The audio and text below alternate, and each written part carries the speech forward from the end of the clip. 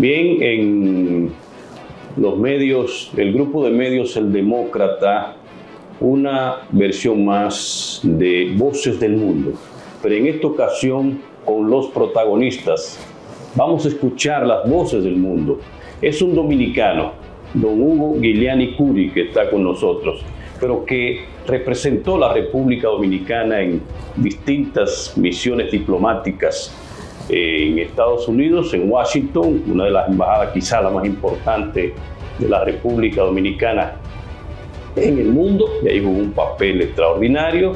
En el Medio Oriente, o sea, cuando la República Dominicana no tenía esas conexiones importantes en esa región, ahí don Hugo jugó su papel, y luego el Reino Unido, otra de las misiones determinantes, además de su carrera política en la República Dominicana, en el sector financiero. Vamos a escuchar eso y más, y vamos, sin lugar a dudas, a terminar viendo el presente, el instante. Acaba de salir de la República Dominicana el secretario de Estado de los Estados Unidos, Marco Rubio, y quién más que don Hugo Giuliani Curi para que hablemos de eso. Eso y más con las voces del mundo. Don Hugo, bienvenido a Voces del Mundo. Usted es la primera voz que va a escuchar. Hasta ahora hemos hecho presentaciones, análisis, pero queremos que nuestros seguidores y que el mundo entero pueda escuchar las experiencias de personas que vivieron, que han estado ahí, han sido protagonistas de los procesos. Yo quiero primero escuchar un poco su trayectoria aquí en la República Dominicana, de dónde viene usted y cómo comienza su carrera diplomática. Me gustaría, porque yo sé que los que nos están escuchando quieren conocer esa parte suya. Bienvenido. Gracias, Luis, por invitarme. Hablar de uno, en mi caso, se me hace difícil. Por lo tanto, yo trataré de hacerlo muy breve. Mis padres llegaron a finales en el 1890, unos del Líbano, y otros de Córcega. En ese momento era parte del Imperio Otomano todavía. Sí, correcto. Ya el Imperio Otomano se había debilitado enormemente. Sí. Y por eso el enfermo de Europa le llamaban. Exacto, y por eso esa migración. Sí. En el otro caso, Córcega. Ese apellido Giuliani, mi padre. Giuliani es mi padre, Corso. Córcega ha sido de muchos países, pero principalmente Italia y Francia. En el momento en que ellos salen hacia América. ¿Qué era Napoleón? Sí, claro. Napoleón Bonaparte, de esa pequeña islita ahí. Si Napoleón hubiera nacido en otro lado, el mundo fuera diferente. Sí, pero nació ahí. Europa había estado durante mucho tiempo en guerra. Sí. De hecho, mi bisabuelo sale de la Armada francesa cuando se dirige a América. Entonces, esos corsos y libaneses se establecieron en las lomas de café de Barahona y allí prosperaron tanto en Polo como en la otra parte. En Polo Barahona. En Polo Barahona. La que conocemos como Santa Elena, que está más cerca de Barahona. Sí.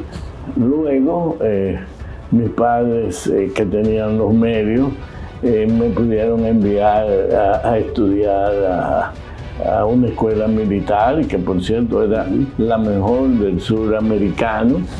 En Estados Unidos. En Estados Unidos, luego a la universidad en Estados Unidos y luego también a varias universidades europeas. Esa fue básicamente mi formación. Desde la formación y luego entonces su área profesional y su carrera política, diplomática, diríamos, aquí en la República Dominicana. Y digo política desde el punto de vista de un funcionario que usted jugó importante. Es bueno que también sepamos esa parte de su trayectoria. Llegué en tiempos de cambio aquí a República Dominicana, habiendo terminado mis estudios universitarios y también los de posgrado. Cuando ocurrió la muerte de Trujillo. Ok. 30 de mayo de 1900. Era un país que comenzaba y me incorporé con un grupo de jóvenes que todos han sido muy buenos y han tenido carreras excelentes a lo que se llamó la Corporación de Fomento, que tenía a su cargo las empresas estatales. Ahí fui yo, lógicamente, aprendiendo. Exacto. Poco a poco. Yo leí que usted, cuando salió ahora, habló de 50 años en el servicio público. 62. 62. Bueno, ya ustedes saben. De los cuales unos 18 o 20 fueron en el servicio 20 exterior. En el servicio exterior. Muy bien, pues continúe su...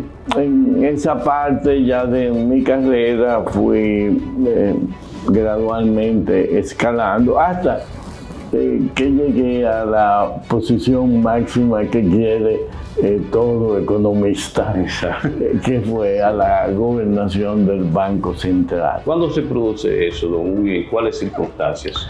¿Qué pasa?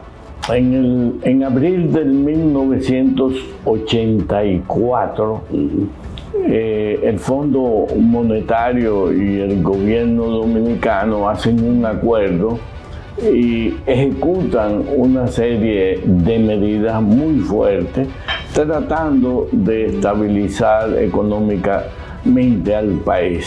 Lo que sucede es que entonces hay una poblada, sí, es todo decir, el mundo una queja ciudadana sobre los impuestos, etc. Y ocurre esa poblada que puso a ese gobierno en una situación muy difícil. Estamos hablando del gobierno de Salvador Jorge Blanco, 82-86. Correcto. Cuando sucede eso, el país cae como en una especie de España boba, es decir, los americanos no querían saber de República Dominicana, los organismos internacionales tampoco, y los partidos políticos tampoco. Por lo tanto, se rumoraba que podría haber un golpe de Estado. En esas circunstancias muy difíciles, el presidente Jorge Blanco se ve en la necesidad de cambiar, de relanzar hasta cierto punto al gobierno y cambiar su gabinete económico. Es entonces en esas circunstancias que me buscan a mí. Yo llego primero a ser el ministro de Hacienda, en este momento era secretario de Finanzas.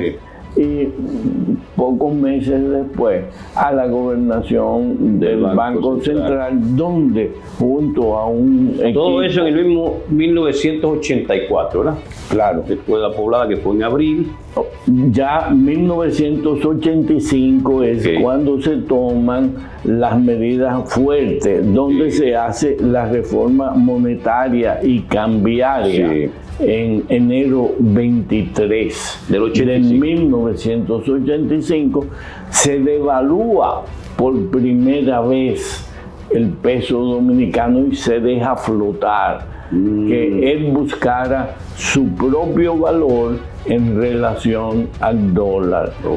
Se toman una serie... Porque antes de eso estaba más o menos a la par. A la par y no a la par, le llamaban la prima, que era un valor adicional, era una cosa ficticia. En este caso se deja a que éste busque su valor real. Y se toman medidas bancarias también muy fuertes, que son las que finalmente llevaron al país a la estabilidad económica. El país se estabiliza el peso y el país comienza entonces a crecer un poco. Simultáneamente a eso hay otra tarea, que entonces esa también la tuve que realizar, que fue la renegociación del total de la deuda externa del país, es decir, con todos los acreedores, tanto de la banca privada como los acreedores oficiales, es decir, los países Estados Unidos, Francia, Brasil, Venezuela. muchos de ellos agrupados en lo que se conoce el Club de París. Eso lo que buscaba era tratar de que los vencimientos de capital no cayeran al próximo gobierno, porque la situación económica era delicada. Por lo tanto, lo que pudimos hacer fue una renegociación, extender los plazos totales de las deudas y extender lo que se llama el periodo de gracia, en que tú no pagas capital, sino simplemente pagas intereses.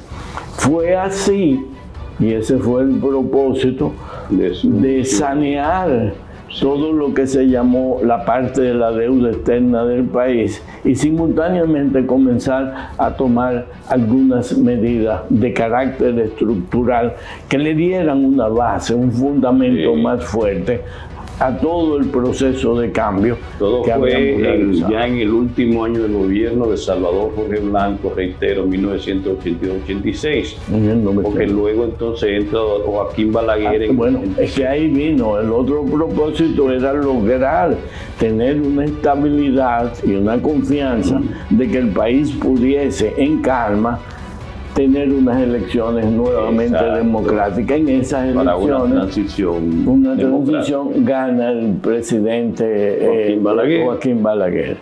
Y ahí comienza otro periodo que en otro programa Pero vamos ya a acercarnos más a la parte diplomática. Cuando se inicia su primera misión fue en Washington, D.C., como embajador de la República Dominicana en los Estados Unidos.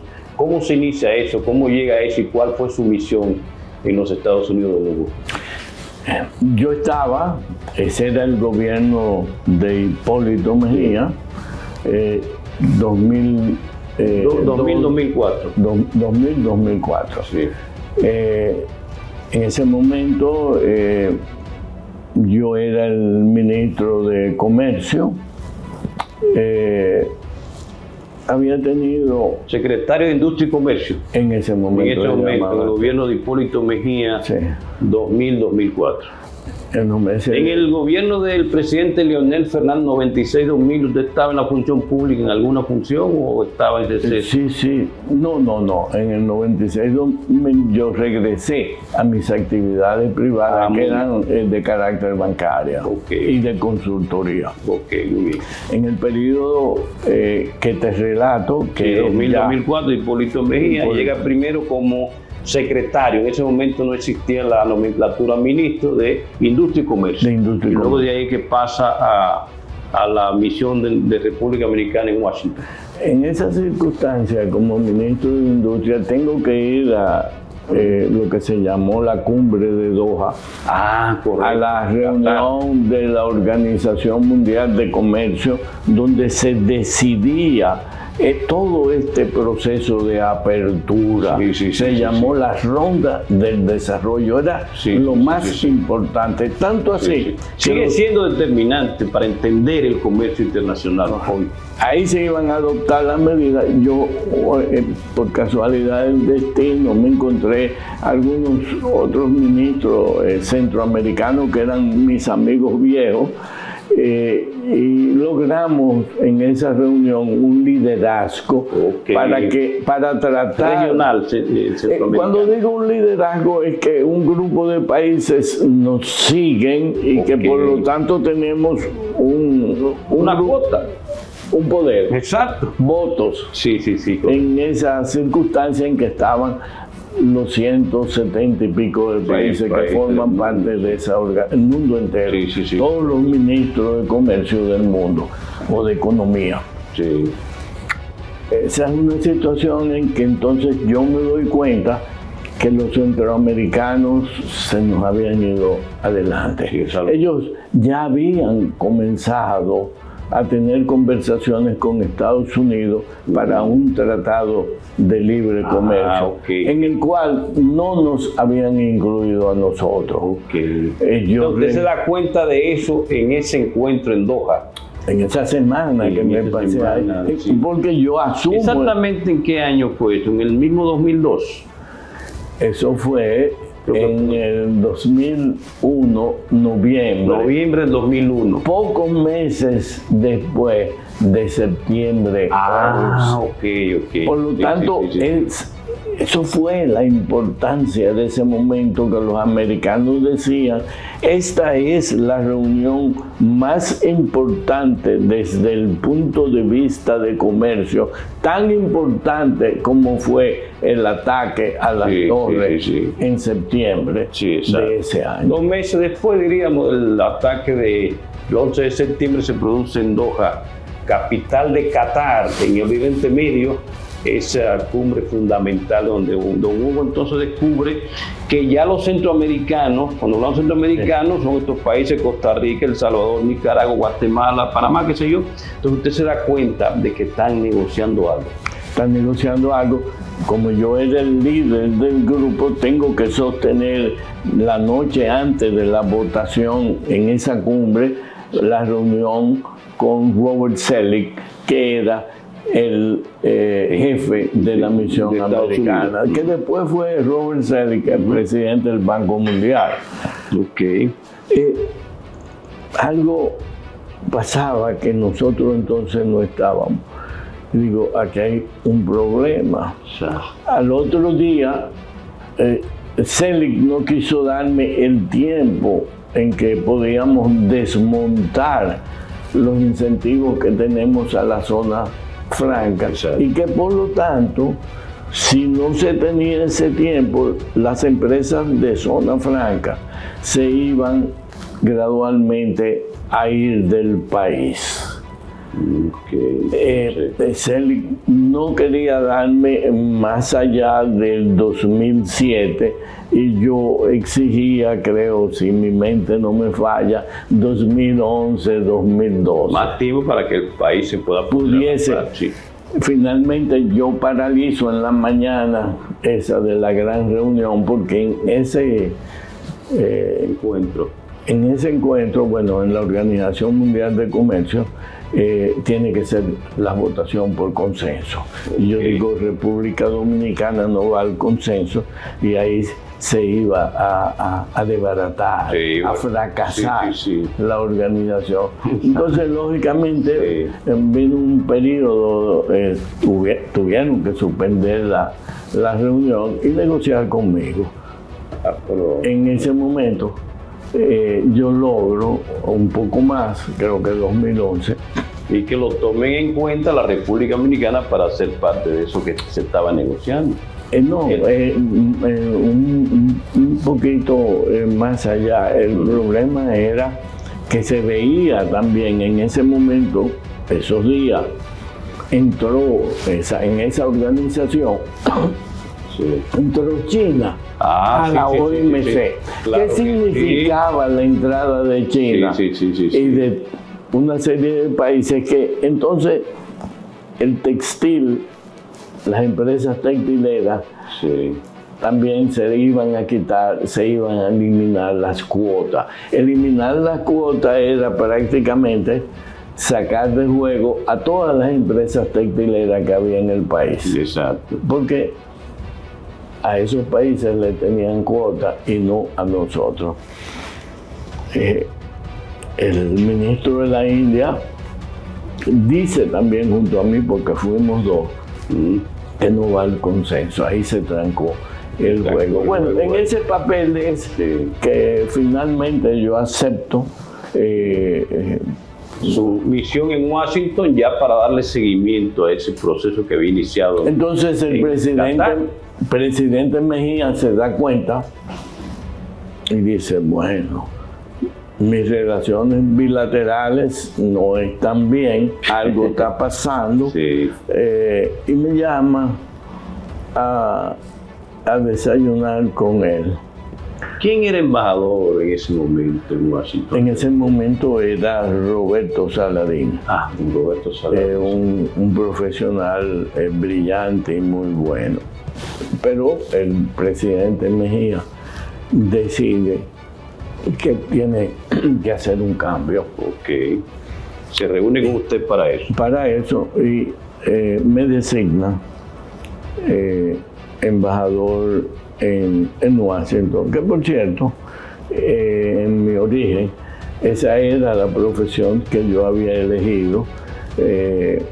La diplomacia. La diplomacia, y había sido aceptado en una famosa universidad, porque nada más habían 2 en Estados Unidos que tenían carrera de diplomacia, que eran Tufts University en Boston y Georgetown en Washington. Entonces en una de ellas me habían aceptado y eso era lo que yo iba a estudiar.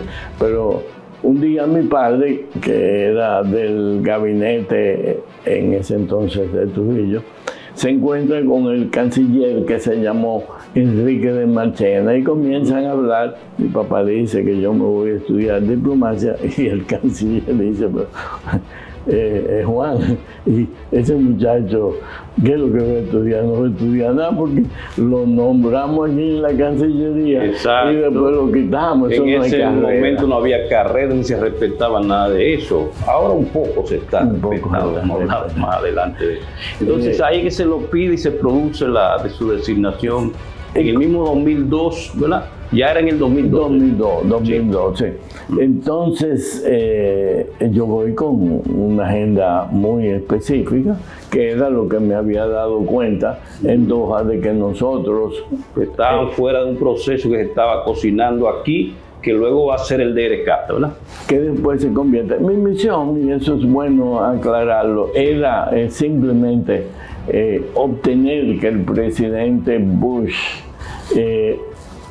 acordara, diera su aprobación o a tener un tratado bilateral con nosotros, comercial, o insertarse en ese insertarnos en uno que ya había comenzado. Exacto. Que era con los países centroamericanos. Sí. Finalmente al año yo conseguí eso, el presidente Bush firmó la carta y hasta ahí llegó mi papel con el RDE. Sí, después un proceso, un equipo de negociación. Otro equipo, otras personas que fueron los que negociaron. Hay un punto que, por ejemplo, yo nunca, es bueno decirlo, tuve de acuerdo en esa parte de la negociación, que era el tema del arroz. Yo decía, el arroz, a los negociadores y al país, que el arroz tenía que ser excluido del tratado, es decir, no considerado. Pero bueno,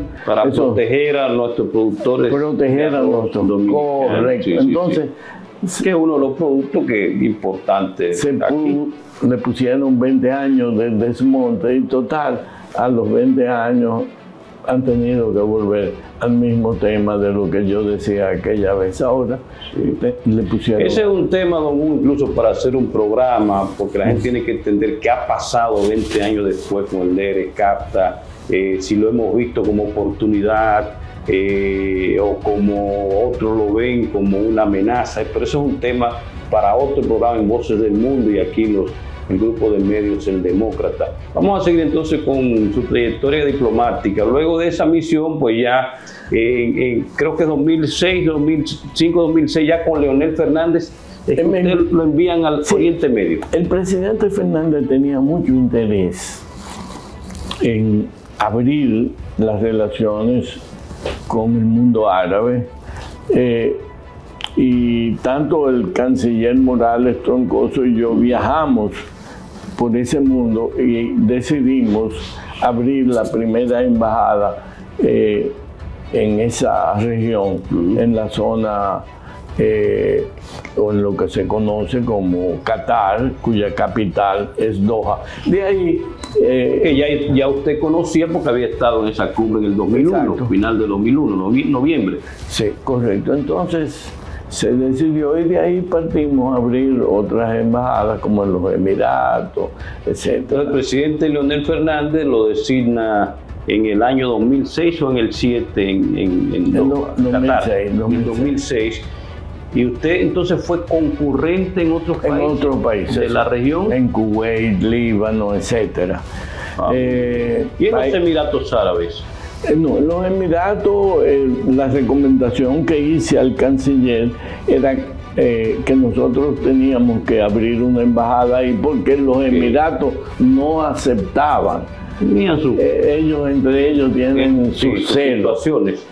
Todavía un poco, están tratando de subsanarlo y no aceptaban la concurrencia. Sí, no, exacto. Por lo tanto, designamos ahí a una señora que fue una magnífica embajadora. O sea que también con los Emiratos Árabes Unidos, en esa época de Leonel Fernández, también se abrieron relaciones con ellos. El presidente Fernández, incluso para darnos su apoyo, fue numerosas veces, tanto a donde teníamos la sede, a Doha, Qatar, como a donde yo tenía una concurrencia que era al Líbano.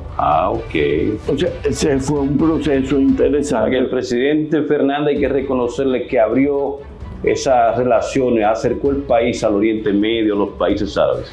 Y al que mencionamos anteriormente, al presidente Mejía. Hipólito Mejía, claro. Que tuvo la visión de decir, Hugo, si algo está pasando, vamos. Entonces él le puso un nombre que fue cuando fuimos a ver a Bush, antes de yo ser embajador, yo era ministro de Comercio, y le dijo, yo no quiero privilegio, pero sí quiero igualdad con los centroamericanos. De hecho, eso me abrió a mí, esa visita, las puertas, porque ese fue el comienzo. No, definitivamente al César lo que es del César. El presidente Hipólito Mejía, en su gobierno 2000-2004, dio esos primeros pasos, y luego Leonel Fernández, el gobierno 2004-2012, hay 2 periodos consecutivos, pero sobre todo en el 2006 envía a don Hugo al Oriente Medio. Luego abrimos también Emiratos Árabes Unidos y luego más adelante fortalecimos a Egipto. La embajada en el Cairo estaba muy débil, le dimos una mejor organización. Después también se hicieron una especie de convenio con Palestina. Muy bien. Y así fue acercando Kuwait, etcétera. Y fuimos abriendo nuestras relaciones con esa importante región del mundo. Con esa región del mundo. Que ya ahora, dicho sea de paso, hay muy buenas relaciones. Tenemos embajada permanente de Qatar. Bueno, de eso quiero que hablemos un poco más adelante, porque el presidente dominicano Luis Abinader estuvo recientemente allá. Pero quiero continuar primero su trayectoria diplomática. Entonces, ¿ahí qué tiempo estuvo en Qatar, don Hugo? Tuve muchos años, más de lo debido, en Qatar y en ese mundo. De ahí me nombraron en el Reino Unido, es decir, en Inglaterra, como embajador, y ya entré en una fase diferente, otra vez regresando en este caso a Europa, que era donde yo realicé parte de mis estudios. ¿Y ahí estuvo en Reino Unido en qué tiempo? ¿De qué tiempo a qué tiempo? 2018, 2020, solamente tuve 2 años. Ya a partir del 2020 yo me retiro. Gobierno de Danilo Medina Sánchez. Correcto. Cuando ya llega Luis Abinader, entonces No, es en el gobierno de Danilo Medina que me nombran embajador. Sí, pero luego termina su misión ya en el gobierno de Luis Abinader. De Luis Abinader. Okay. Esa más o menos ha sido la parte en lo formal. A otro nivel, pues han habido otras actividades. Bueno, excelente la trayectoria de un diplomático, una voz de la República Dominicana y su conexión con el mundo, don Hugo Guiliani Curi. Vamos al presente, don Hugo. Usted que conoce Estados Unidos, entonces hay una pregunta que muchos dominicanos se hacen. En el periodo del presidente Joe Biden, 2021-2025, no hubo una representación diplomática oficial en la República Dominicana, con todo y que hay muy buenas relaciones de este gobierno, el presidente Luis Abinader, el canciller Roberto Álvarez. ¿Qué pasó ahí desde la óptica de su experiencia como diplomático? ¿Por qué ese gobierno de Joe Biden no envió un embajador, teníamos encargado de negocios, todavía está hasta ahora Patricia Aguilera. Desde su experiencia, ¿qué pudo haber pasado ahí? La realidad es que yo no podría darte una contesta. Okay. Para mí, el gobierno, estos 4 años de Biden, fue un gobierno como errático y quizás no puso la atención debida para reconocer eso y empujar a quienes ellos designaron en determinado momento a obtener la aprobación de su Congreso, porque en Estados Unidos, para el embajador poder asumir... Bueno, igual que aquí el Senado tiene que ratificar al embajador, por lo menos al jefe de misión, aunque los demás por debajo de eso no necesitan la ratificación del Senado, aquí también se necesita. Correcto, pero eso fue una falta de lo que en diplomacia llamamos reciprocidad. Totalmente. Lo que un país hace cuando eso ocurre, es decir, si Estados Unidos no designó un embajador aquí, el país entonces debió haber retirado nuestro embajador.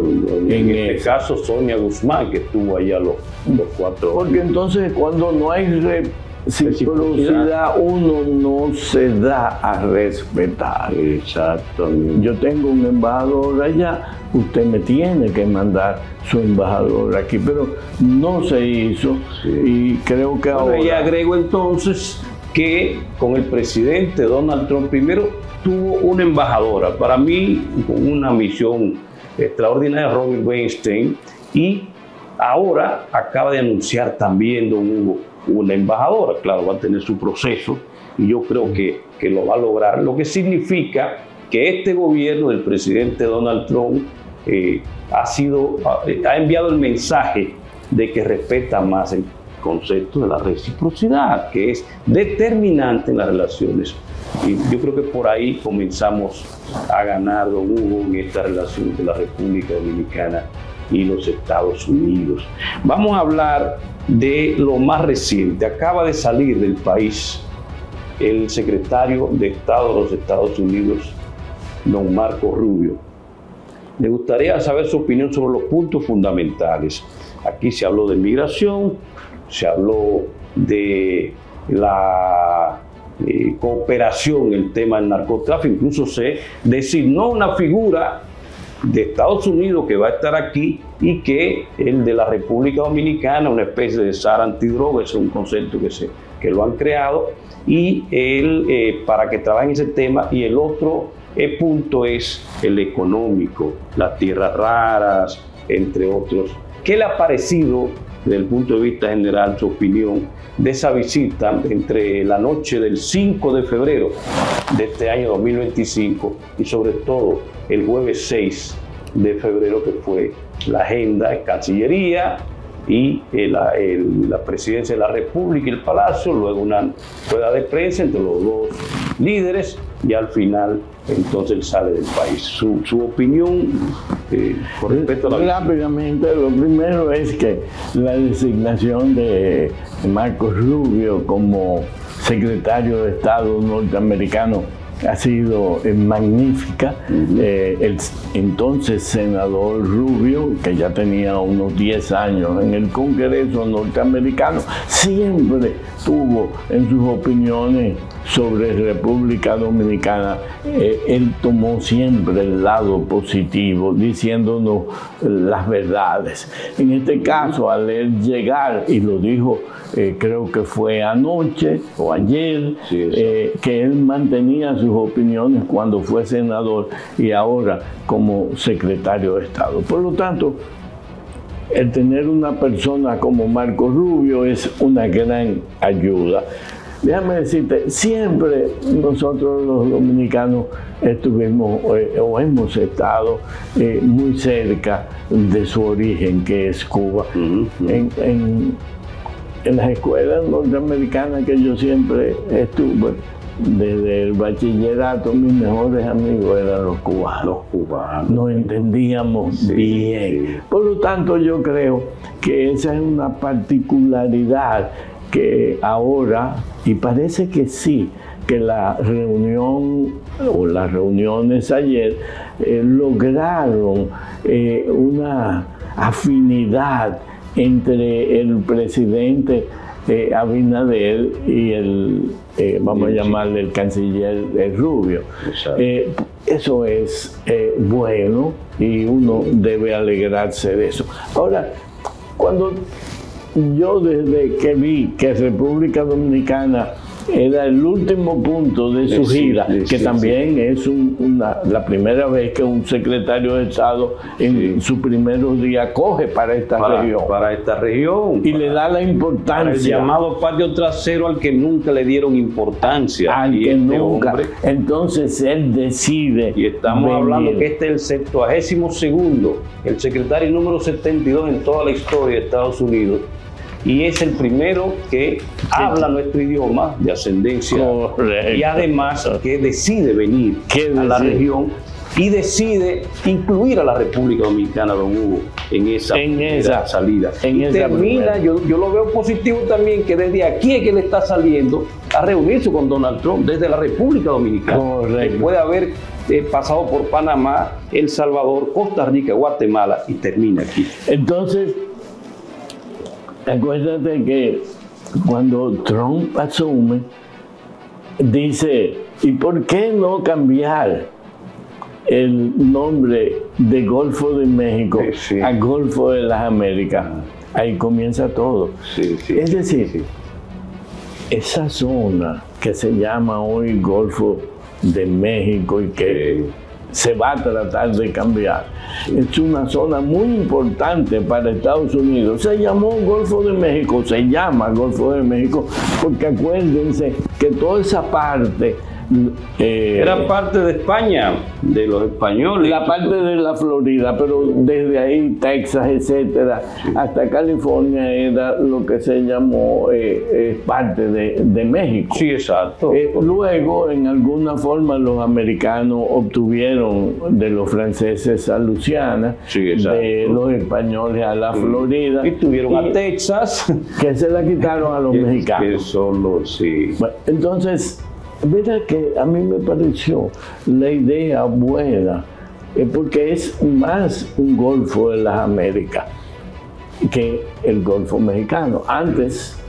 Bueno, aquí déjeme decirle, don Hugo, es bueno que usted diga eso. Aquí en el grupo de medios El Demócrata y en Voces del Mundo, dijimos que desde el punto de vista de la conexión de las costas, hay más costas de Estados Unidos que de México en ese Golfo. Yo lo demostré con números. 3.700 kilómetros de costa de Estados Unidos y 3.100 de México. O sea que por ahí, y todos sabemos que de acuerdo a la Convemar están las 12 millas náuticas, luego está hay una división y al final queda una parte en el centro que son aguas internacionales. El Golfo tiene el nombre de México, pero no es de México, es de los países que tiene conexión, incluyendo Cuba, que usted lo tiene ahí, hay una partecita de Cuba, que también tiene conexión, 700 kilómetros cubanos también tiene conexión con el Golfo de México. Entonces, ¿qué es lo que...? Un poco las Bahamas, por eso quizá el nombre de Golfo de las Américas, pero al final eso no le va a quitar nada a México. Eso es lo bueno que la gente entienda. Esto no le va a quitar nada a México. Las Américas somos nosotros también. Incluyendo a México. No es Estados Unidos. Incluyendo a México. Y es Cuba, también las Américas. Exacto. ¿Qué pasa? Que no solamente, y eso es lo que cuando no se conocen estos temas, no es solo cuestión de un cambio de nombre, es que el Golfo ese que estamos hablando... Es bueno que ahí está, lo mostré. Si sigue hablando de lo que... Ese Golfo es estratégicamente importantísimo para Estados Unidos. Aquí tú tienes a los Estados Unidos. Exacto. ¿Y qué está ahí? Texas. Ahí está toda la riqueza petrolera de Estados Unidos. Varios estados, son 5 importantes estados de Estados Unidos que conectan con ese golfo. Correcto. Entonces, incluyendo la Florida. desde el Texas, punto Luisiana. de vista de seguridad, que es lo importante, y desde el punto de vista de los Estados Unidos, porque hay que poner las cosas en su contexto. Sí, correcto. Desde el punto de vista de Estados Unidos, en el momento en que el Golfo puede cualquiera, ellos peligran. Sí, sí. Peligran más con las armas que hoy existen en el mundo y el tipo de submarino. Pero con cambiarle el nombre tampoco va a cambiar la posibilidad de que, porque México también tiene, como le dije, 3.100 kilómetros de costas y también tiene varios estados mexicanos que tienen la pero conexión. donde yo quiero entrar en este caso es a la importancia de lo que es la geopolítica, la geoestrategia. Exactamente. El Golfo de México tiene 2 estrechos, el estrecho de Yucatán aquí Sí, en la punta de México y en el otro lado de Cuba, casi por donde está Con La Habana. Cuba en el medio. Sí. Exacto. Y México, aquí Cuba, arriba Cuba, está La Estados Habana, Unidos. está el estrecho de Florida, tiene 2 entradas. Sí. Por lo tanto, es importante para los norteamericanos su seguridad, que precisamente es esta, su protección a todo lo que es su costa sur. Pero cambiándole el nombre, don Hugo, no va a cambiar Lo nada. del nombre no, lo del nombre es igual sí. a lo que, eso es Trump jugando. Sí, exacto. Es igual a lo del Canal de Panamá. Él comenzó hablando de que las tarifas, etcétera. Que lo vamos a recuperar, pero ¿recuperar qué? Si eso no es de Estados Unidos, del 31 de diciembre de 1991. No, pero mira dónde está el asunto. Es decir, es verdad. Es para llamar la atención esto del Golfo de México, el cambio de nombre. Al final, lo que hay detrás es el tema geoestratégico y geopolítico. Y geopolítico. Igualmente sucede, lo que hay detrás con el Canal de Panamá es un problema de carácter estratégico y geopolítico. El Canal de Panamá, no vamos a ir atrás a la historia de cuando Panamá no existía, que era parte de Colombia, Exacto, la guerra. y que Estados Unidos promueve su independencia, que fue el último de las Américas en el 1903, con esa intención. Pero ya luego, don Hugo, hubo un acuerdo, Torrijos-Carter, 1977, y 1999 se produce ya la entrega definitiva para el control. De manera que devolverlo, yo creo que eso es semántico, pero no creo que haya posibilidad de eso. Digo, es mi humilde punto de vista. Mira, lo que pasa usted? es que hubo, en ese proceso, hubo una enmienda donde está muy claramente redactado en los acuerdos que en caso de que Estados Unidos considere que el Canal de Panamá no está siendo administrado con la neutralidad debida, ellos pueden intervenirlo. Eso lo dice. Y Torrijos, creo que fue en el discurso, cuando se hizo el traspaso, le dijo a los panameños muy claro, hemos cedido soberanía para tener control de Panamá. Era eso. Entonces, ¿qué ha pasado? Pero tiene que demostrar que no hay neutralidad. Bueno, vamos ahí. ¿Qué pasa? La China ha avanzado mucho en sus relaciones con América Latina. A lo cual tiene derecho. A lo cual tiene derecho. Pero ¿qué pasa? Que hay dos puertos, uno a la entrada y uno a la salida, Balboa y Cristóbal, que sirven para que los el barcos... Atlántico y el Pacífico. Ahí está la entrada, los dos ¿Y puertos. dónde sí hay una queja? Tú sabes que la preferencia de los barcos a entrar o pasar por el canal, porque hay unas dilaciones, el canal no es suficiente para el tráfico. Hay que esperar. Y hay que esperar. Entonces, como eso, se espera también el estrecho de Malaca en Singapur, eso es parte correcto. Ahí hay un tema desde el punto de vista de los norteamericanos. Ese es un tema. El hecho de que sea administrado esos puertos por China, para ellos es un problema de seguridad. De seguridad. y también en la lucha económica, estratégica, por tanto, y geopolítica. Porque tú tienes... Pero esos puertos no significa que China esté controlando el canal de Panamá. Mira, los puertos son una cosa y el canal de Panamá es otra. Es que una empresa china ganó un concurso y tiene alguna incidencia en el manejo. En un puente que se está haciendo, pero no en el manejo del canal como tal. El canal lo está manejando. Estoy diciendo lo que ha dicho el presidente José Raúl Mulino y el administrador del canal.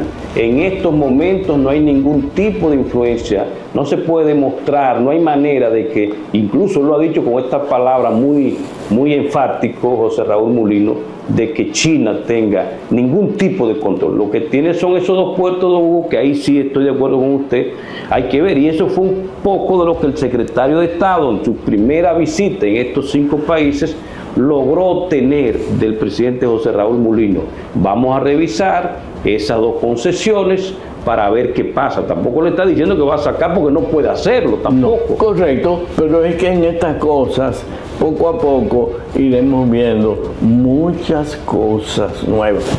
Caso USAID, se están descubriendo muchas cosas. Lo que siempre fue, USAID surge en 1961, el presidente John F. Kennedy como una agencia de desarrollo pero luego usted sabe lo que ha ido, y eso no lo estoy diciendo yo. ¿En qué derivó? En ser una fuente de financiamiento para operaciones encubiertas, quizás de la CIA. Conjuntamente con la CIA, de destituir presidente, promover golpe de Estado, y entonces el presidente, por eso es, don Hugo, yo creo que en este medio, en los medios de El Demócrata y en Voces del Mundo, dijimos con tiempo, lo más conveniente para Estados Unidos es que gane Donald Trump, porque si esta gente sigue en el poder, aquí lo que va a hacer es seguir con más guerras, porque llegaron con esa misión, pero no van a revisar ninguno de estos temas. Yo estoy de acuerdo con la forma por el momento. Hacer Estados Unidos gran significa también que países como la República Dominicana van a beneficiar. Claro, tú has dicho, pero no puede ser sobre la base de estropear el derecho internacional. Claro que no, pero si tú lo pones desde el punto de vista, en este caso de Estados Unidos, vamos a ponerlo, cuando tú acabas de decir America Great, ¿qué quiere decir America Great? Quiere decir que Estados Unidos como imperio decide nuevamente, no, yo tengo que jugar mi papel. Sí. Y yo quiero volver a ser lo que era, el poderoso derecho que ellos tienen. Sí.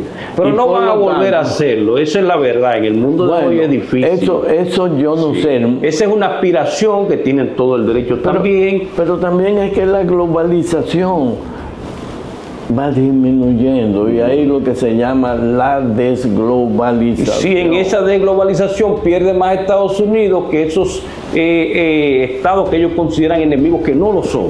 Ahí quiero poner un paréntesis, don Hugo. El secretario de Estado, estando en el Palacio Nacional de la República Dominicana, sugirió como que China era un país enemigo, y no es verdad. China es un amigo de la República Dominicana, como lo es de Estados Unidos también. Una cosa es que hay diferencias y hay lucha, como usted lo dijo, geoestratégica, por los recursos en el mundo, pero no es verdad que China ha enviado un mensaje de que es enemigo de Estados Unidos. No, lo que pasa es que Estados Unidos se olvidó en estas administraciones demócratas de América Latina, lo descuidó totalmente. Ese descuido fue lógicamente aprovechado por China, sobre todo, que realizó una serie de inversiones tanto en África como en América Latina. Ahora mismo se acabó de construir uno de los puertos más grandes Chancay, en Perú. Se acaba de inaugurar cuando está la cumbre Apeta allá en Perú. Entonces tú tienes... Más grande y el más moderno de toda América, incluyendo los puertos de Estados Unidos, en cuanto a nuevas tecnologías. Ellos, China y Estados Unidos, se entenderán. Se entenderán porque ellos se entienden. Y yo creo que sí. Esa es mi posición también, don Hugo. Tanto J.D. Vance el secretario de Estado Marco Rubio, el presidente, se señalan como halcones en contra de China, pero esos son métodos de negociación, porque 3 días antes, don Hugo, de tomar posesión, exactamente 3 días antes, hubo una llamada entre Xi Jinping y Donald Trump. Luego invitaron a Xi Jinping, que no pudo ir por problema de agenda, sí, pero envió al vicepresidente y estuvo sentado ahí y se reunió con el vicepresidente J.D. Vance. Días después de asumir el secretario de Estado Marco Rubio, tiene una llamada con Wang Yi, el ministro, o el canciller de China. Creo que ha habido conexión al más alto nivel y están compelidos, como usted dijo, a ponerse de acuerdo. Entonces, ¿por qué trae Trump el tema de Groenlandia a la mesa? Vamos a ver por qué. La ruta del norte. La ruta del norte al Ártico, sí, es la que permitiría, y es un problema ahora el deshielo que hay, el cambio climático, esa ruta va a ser factible y se va a poder salir por el Ártico, tanto al Pacífico como al Atlántico, lo que corta la distancia y hace más rentable el comercio. Entonces, ahí hay un tema. En la Segunda Guerra Mundial, Estados Unidos ocupó Groenlandia y se basó en la doctrina Monroe, que era América para los americanos. Geográficamente Groenlandia es más americano que europeo, ¿verdad? Entonces tú tienes al Canadá. ¿Y por qué? Para mí, que es una forma de Trump, del presidente, como de jugar, le dice a los canadienses que ellos tienen que ser el estado número 50. Por eso mismo que usted dice, que realmente ustedes lo ven aquí, quien tiene conexión directa con Groenlandia es Canadá. Es Canadá, correcto. Está ahí. Entonces, ese es otro tema geopolítico, geoestratégico, de una visión de largo plazo que puede tener en este caso el presidente. Pero no puede ser expansionista, don Hugo, porque como dijo James Monroe en 1823, el 2 de diciembre, no hay tierra sin dueño en América. ¿Usted recuerda? Para luego eso se va a llamar doctrina Monroe. Mire, no hay tierra sin dueño en América, ustedes los europeos por su lado, porque América para los americanos. Pero ahora, en el siglo XXI, no hay tierra sin dueño en el planeta. Lo que hay son algunas disputas por algunos territorios, pero todos los territorios tienen sus dueños, de manera que el expansionismo no tiene cabida en el mundo de hoy, al menos que usted procure, entonces, insertar el mundo en nuevas guerras, que no creo que sea la intención de Donald Trump. No, porque todo esto lo que trae es una visión mayor de parte de Estados Unidos, donde dice: yo puedo salir aquí arriba al Ártico, a Rusia y a China a través de una ruta más corta. Ahora los barcos tienen que ir por el otro lado, muchos por el Mar Rojo, el Canal de Suez, etcétera, etcétera. Entonces son visiones de carácter estratégica que iremos. Pero se puede resolver más con la posición que tiene Xi Jinping de un mundo, construir un mundo de destino compartido para la humanidad y la cooperación de ganancias compartidas también, don Hugo, porque si todos comenzamos a querer tener como usted dijo, a la desglobalización, con esa visión no va a ganar Estados Unidos. Más fácil gana China, que tiene 1.400 millones de gentes ahí, que ya, no porque lo digo yo, ni porque lo está diciendo nadie, sino porque lo reconoció la FAO, logró erradicar la pobreza extrema. Es el país que tiene el mayor mercado interno del planeta. Si vamos a la autarquía y a cerrarnos, este proteccionismo radical, no gana Estados Unidos con eso. Eso no le conviene ni al mundo. Lo que hay que reconocer es que el mundo se va a dividir en 3 grandes imperios y cada uno de ellos está buscando cómo hacerlo. ¿Y cuáles son esos? Los 3 grandes imperios van a ser Estados Unidos, China y Rusia. Entonces Europa, los europeos nos están mirando, entonces Europa, ese viejo mundo con países importantísimos, que usted los conoce muy bien, el Reino Unido, Francia, Italia, Alemania. ¿Qué va a pasar con ellos en este nuevo mundo? Está cansada. Su importancia va disminuyendo.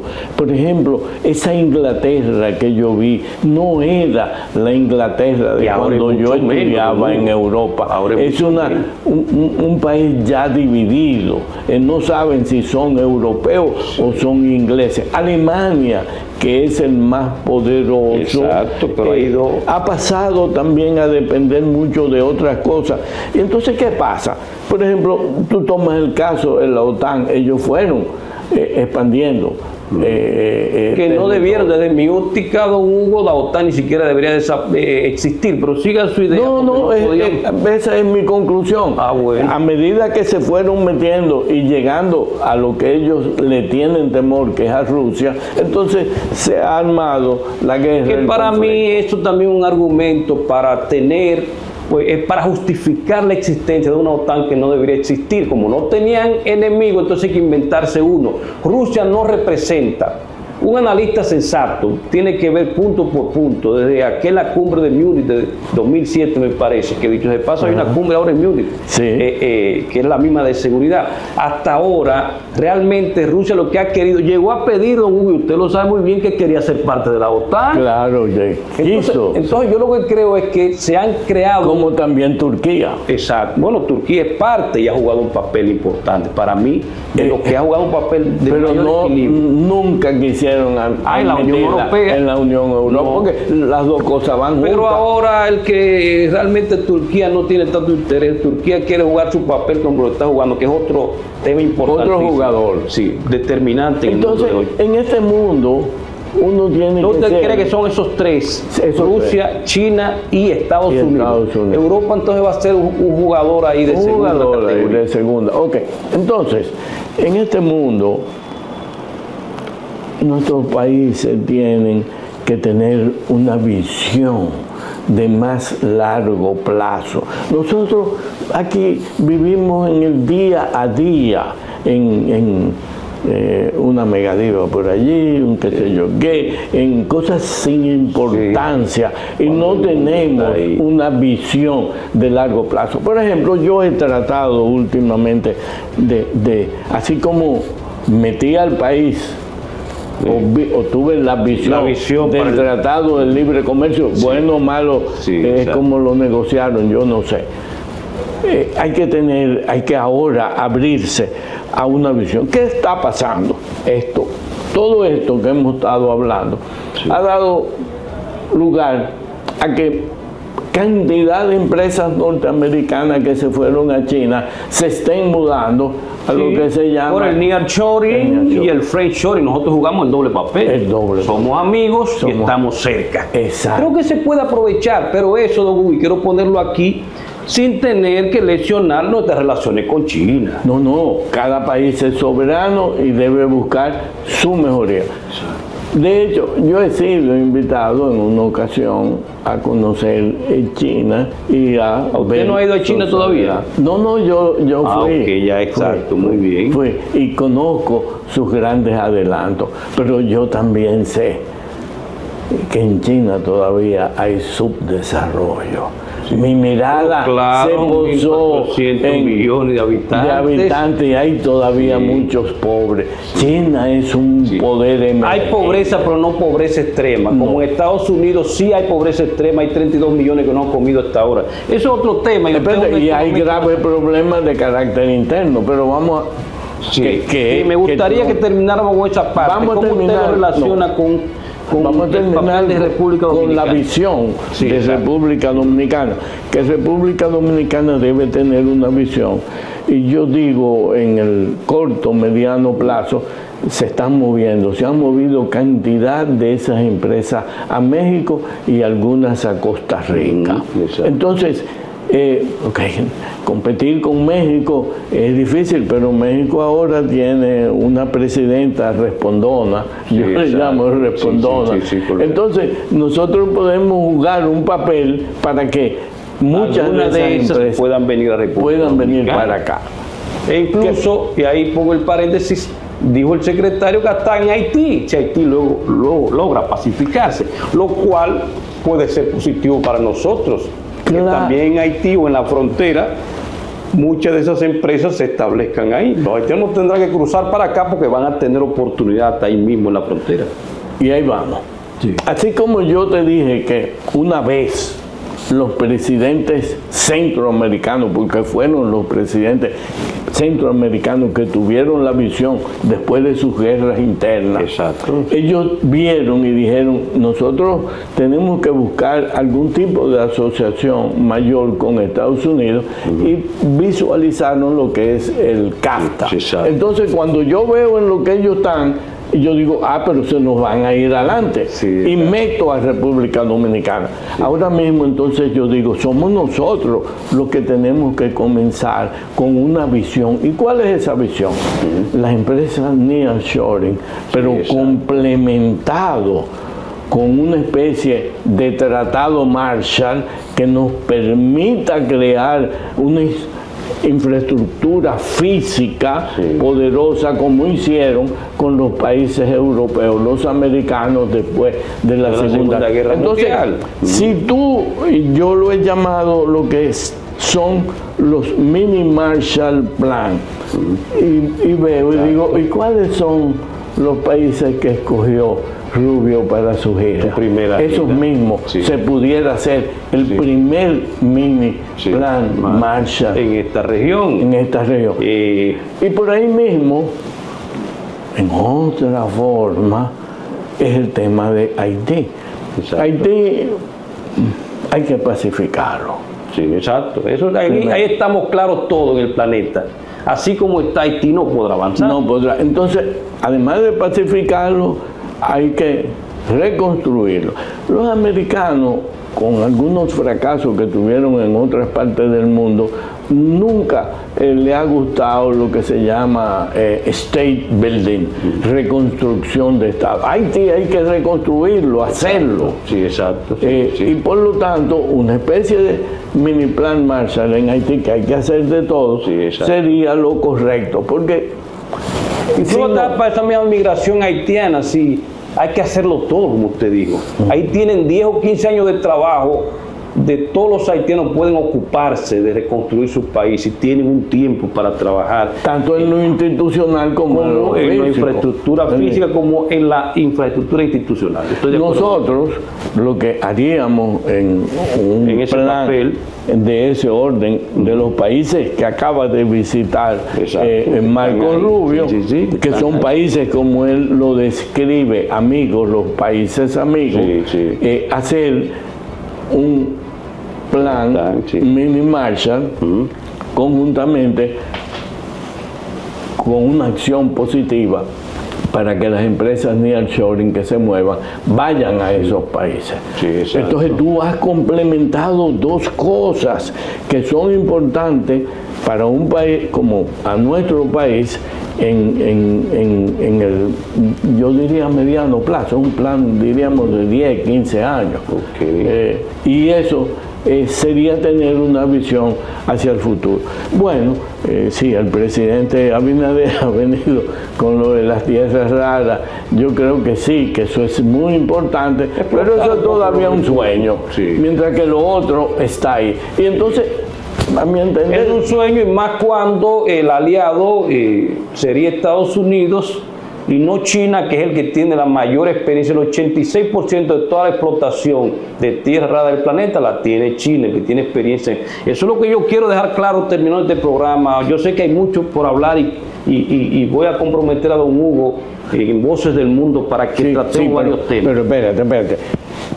La vocación de tierras raras también la tiene Estados Unidos, porque por lo que ha hecho China. Entonces ellos saben que hay algo importante y por lo tanto pueden tener eso como un proyecto. Pero para el futuro. Pero tú dices que esto es más inmediato. Esto es más inmediato. Lo del nearshoring y lo de un plan Marshall que permita mejorar la estructura física del país. a nosotros. Y rescatar a Haití, que eso va a favorecer la República Dominicana. Bueno, hay muchos temas, don Hugo, pero esta primera entrega de escuchar las voces del mundo, los protagonistas. Hoy tuvimos a don Hugo Giuliani Curi, un dominicano universal que nos representó como diplomático en Washington, en los Estados Unidos, luego en el Oriente Medio, fue el que luego con la iniciativa del presidente Hipólito Mejía, pero luego el presidente Leonel Fernández lo envía para abrir eso, y hoy tenemos excelentes relaciones, incluyendo recientemente el presidente Luis Abinader visitó Qatar y luego el Reino Unido.